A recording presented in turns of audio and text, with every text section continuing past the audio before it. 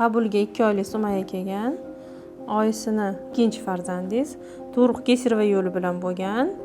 Oyisini shikoyatlari bolani faqat bir tomonga qarashi, boshidagi deformatsiyasi.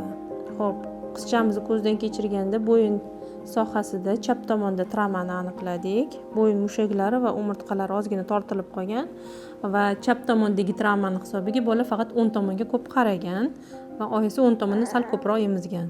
O'shaning hisobiga boshimizda ham deformatsiya bor. Bu qizchamizga muolaja tayinladik. Bo'yin mushaklari bilan ishlanadi, bo'yin umurtqalari bilan ishlanadi, travmasi yechiladi. Shunda bola o'ngga ham chapga ham bemalol qaraydigan bo'ladi. Boshini deformatsiyasi ham ketadi. Muolaja har kuni qilinmaydi.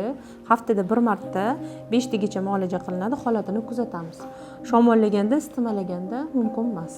Xo'p, bolani ko'targanda ham bolani yonboshlatib boshi bilan bo'ynini qo'shib ko'taramiz. 3 oylikgacha bola hali bo'ynini yaxshi tutmagan bo'ladi. Shuning uchun har doim boshi bilan bo'ynini qo'shib ko'taramiz.